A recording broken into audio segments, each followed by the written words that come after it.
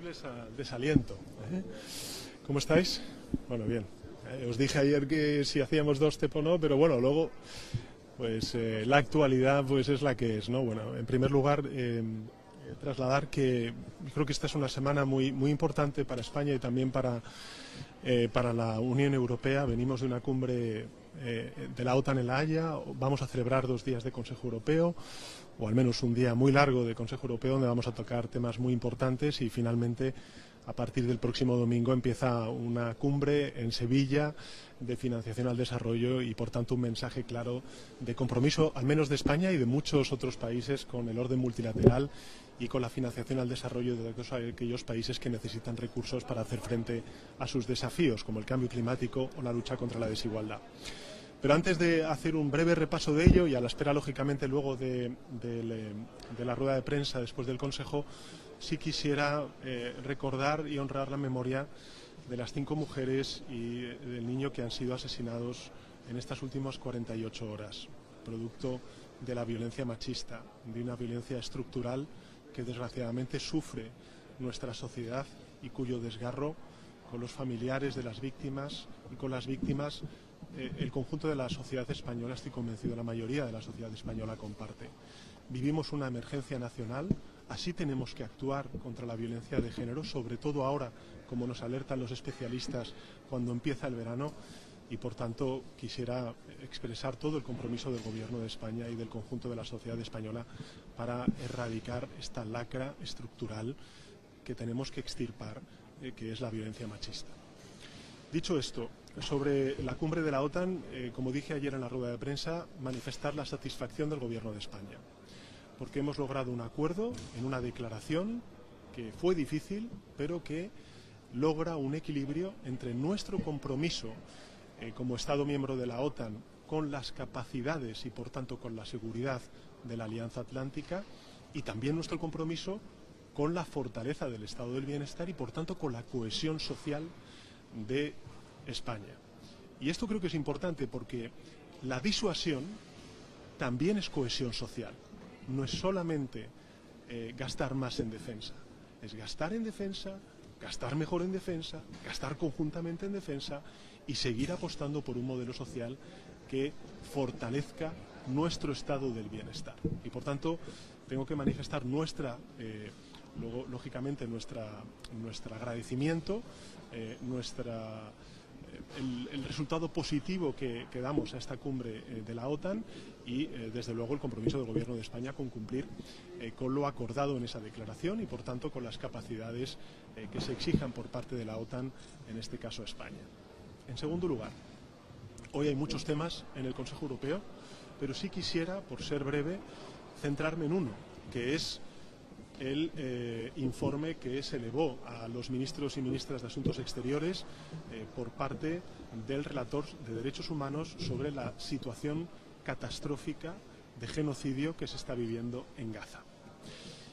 Quiero que sepan que nosotros desde España hemos estado siempre, y hace escasas semanas en la Asamblea General de Naciones Unidas, conjuntamente con la Autoridad Palestina, presentamos una iniciativa que fue apoyada, avalada por la mayoría de países de la Asamblea General de Naciones Unidas, instando a 3 cosas. La primera, al cese del alto el fuego, por tanto, de cualquier tipo de guerra. En segundo lugar, de acceso inmediato y urgente de ayuda humanitaria, pilotado, coordinado por una autoridad independiente, en este caso UNRWA, Naciones Unidas, y finalmente seguir caminando en la idea de la solución de los 2 estados, porque no hay otra alternativa. Esa es la alternativa si queremos ir a las raíces del conflicto y superar y dar una solución a este conflicto.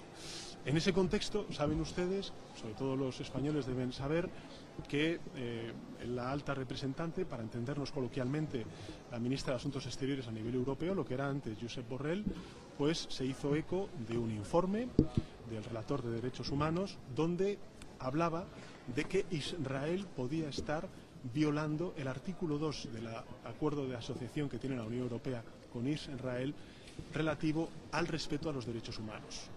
Creo que es más que evidente que Israel está violando ese artículo 2 y, por tanto, lo que defenderé hoy en el Consejo Europeo es que Europa tiene que suspender el acuerdo de asociación con Israel.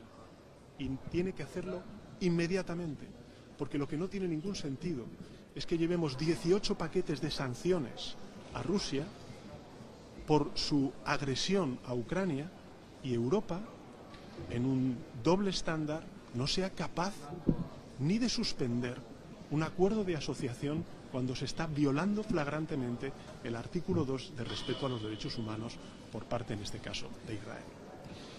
Finalmente, sí quisiera trasladar que ayer tuvimos un encuentro muy importante para el orden multilateral, que fue el compromiso de muchos países, ahora que grandes países se están retirando de la ayuda a la cooperación, de la ayuda, por ejemplo, a la prevención de pandemias, de emergencias sanitarias globales. Una iniciativa que es la iniciativa Gavi, una iniciativa para vacunar y anticipar, por tanto, enfermedades, sobre todo a los niños en los países que no tienen acceso ahora mismo a esas vacunas, y el compromiso manifestado por parte de España de aumentar nuestro presupuesto durante los próximos años a esta iniciativa Gavi de vacunación global a 130 millones de euros. Y esto quiero ligarlo con lo que va a suceder a partir del domingo de la próxima semana, donde Sevilla se va a convertir en la capital de Naciones Unidas durante 4 días. Y ahí, efectivamente, muchos países europeos, pero no solo europeos, más de 60 delegaciones con 60 jefes de Estado o primeros ministros, pues vamos a reunirnos para acordar cómo seguir dando pasos a favor de esa financiación al desarrollo para cumplir con los objetivos de desarrollo sostenible, y también vamos a lanzar una plataforma de acción llamada la Plataforma de Acción de Sevilla, para que no solamente los gobiernos, sino también las ONGs, la sociedad civil, las empresas, pues se comprometan públicamente con objetivos concretos que vayan en la dirección de resolver muchos de los problemas que ahora mismo pues afectan a estas sociedades. Un último apunte. Saben ustedes que hoy también vamos a hablar sobre clima, sobre competitividad, y quiero manifestar el compromiso inquebrantable del Gobierno de España, en la que, desde luego, nosotros estamos demostrando con hechos, no solamente de palabras, y ahí están las cifras, tanto en crecimiento económico como creación de empleo, como ganancia de competitividad. Estamos representando el 40% del crecimiento de la zona euro, gracias, entre otras cosas, a la transformación energética en clave verde y, por tanto, de mitigación y adaptación al cambio climático. Y, por tanto, sí pediría al resto de Estados miembros que entiendan que la competitividad en el siglo XXI no es seguir anclado a los combustibles fósiles, sino avanzar en la transición energética, en las energías verdes, en definitiva, en todo aquello que concilia el sostenimiento de la salud del planeta con la competitividad y la reindustrialización de nuestra economía en clave verde. Bueno, muchos temas, yo creo que todos muy importantes, y desde luego, bueno, pues vamos a tener otra semana intensa, y yo creo que además muy fructífera, con la cumbre de Naciones Unidas para el desarrollo en la ciudad de Sevilla. ¿Le preocupan las amenazas de Donald Trump con los aranceles a raíz de la cumbre? Mire, primero, lo he dicho antes, España es un país, y esto es lo que ayer acordamos, un país solidario, comprometido con los Estados miembros de la Alianza, pero también soberano. Y ese es el equilibrio que encontramos en la declaración que acordamos los 32 Estados miembros de la Alianza Atlántica, incluida también Estados Unidos. Nosotros vamos a cumplir con nuestras capacidades. Las Fuerzas Armadas Españolas, el Ministerio de Defensa, nos dice que las capacidades acordadas hace 20 días, el 5 de junio, con la OTAN, representan un 2,1% de nuestro Producto Interior Bruto, y es lo que vamos a hacer. Y ese compromiso es absolutamente compatible con el compromiso de sostener y fortalecer el estado del bienestar en España. Eso, lo que quiero trasladar es, por tanto, nuestro compromiso, nuestra fiabilidad de que vamos a cumplir con esa declaración y con lo acordado. Y, en segundo lugar, en lo que respecta a las declaraciones del presidente estadounidense, recordar que Europa y el mundo viene sufriendo una guerra comercial, unas medidas tarifarias y arancelarias que calificamos, al menos desde España, desde el primer minuto, como injustas y también unilaterales, que en el caso además de España son doblemente injustas, porque nosotros, si hablamos en términos bilaterales de nuestra relación con Estados Unidos, Los españoles tienen que saber que tenemos un déficit comercial. Nosotros no tenemos un superávit comercial, tenemos un déficit comercial para con Estados Unidos. En todo caso, como dijo ayer el ministro Cuerpo, y yo me hago eco de esas palabras, lo que está claro es que la política comercial es una política que se dirige desde aquí, desde Bruselas. Estamos en una unión aduanera, eso también es la Unión Europea, en un mercado único, y la política comercial, pues evidentemente quien la negocia es Bruselas en nombre de todos los Estados miembros. Desde que se impusieron esas tarifas y esos aranceles, que recuerdo a los españoles, son un 10% a todos los productos europeos, incluidos los españoles. Son un 50% al aluminio y al acero, proveniente de Europa, también de España. Es un 25% a los vehículos que también se fabrican y se producen en Europa, también en España.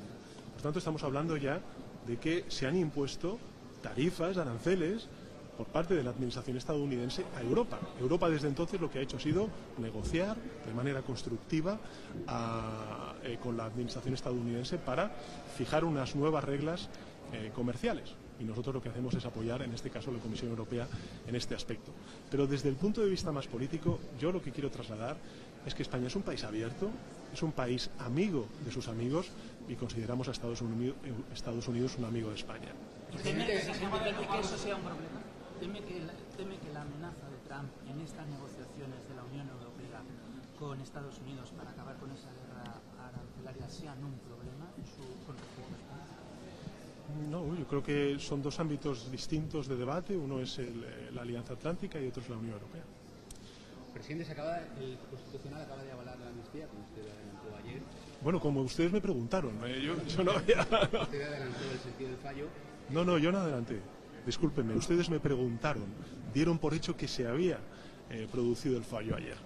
Y efectivamente lo que se dio a conocer posteriormente fue la exposición motivada, pero no la sentencia. En cualquier caso, una valoración sobre el asunto, y el presidente González ha dicho que se plantea incluso que rechacen que están a favor de votar con esta ley que está. Yo creo que sobre lo que efectivamente la sentencia del Tribunal Constitucional, yo creo que es una muy buena noticia para España, porque estamos ya cerrando una crisis política que nunca debió salir de la política.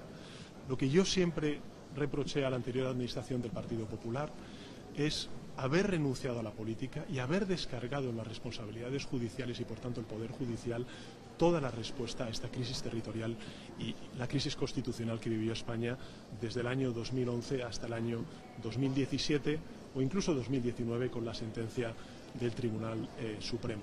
Por tanto, es una magnífica noticia para España, para la convivencia, para la coexistencia, y yo diría, como dije ayer, tres cosas. La primera, para todos aquellos que han seguido este debate de manera más o menos directa, decir que España afortunadamente es un Estado social y democrático de derecho, que la iniciativa legislativa que salió del Congreso de los Diputados, avalada por una mayoría de la Cámara elegida por los ciudadanos y ciudadanas, luego tuvo su transcurso de debate con los recursos presentados por administraciones diferentes, gobiernos autonómicos, partidos políticos. El Tribunal Constitucional ha sentenciado que la ley de amnistía es constitucional y nosotros manifestamos nuestra satisfacción porque siempre defendimos que lo que saliera del Congreso de los Diputados iba a ser constitucional, tal y como ha refrendado el Tribunal Constitucional en el día de hoy. En segundo lugar, creo que es muy importante trasladar el valor de la política, porque la política es esto, es una palanca de transformación y de resolución y aportación de soluciones a conflictos muy, muy difíciles como el que atravesó España y Cataluña internamente durante esos años aciagos, particularmente en el año 2017. Y por último, como dije ayer, soy muy consciente de los ataques que está recibiendo el Gobierno de España. También tienen que ver con lo que hoy se ha fallado, pero creo que merece la pena. Todo el esfuerzo, y a pesar de todos los ataques, a pesar de todos los pesares, lo que está haciendo este Gobierno es muy importante para algo que es fundamental si queremos garantizar la unidad de España y también nuestro desarrollo y nuestra prosperidad, que es la convivencia entre ciudadanos y la coexistencia entre territorios. Y eso hoy creo que es fundamental reseñar y subrayar porque es lo que también de alguna manera está avalando el Tribunal Constitucional con su sentencia. Bueno, si os pregunto, si contesto más preguntas ya no hago rueda de prensa. Venga, luego ya hablamos.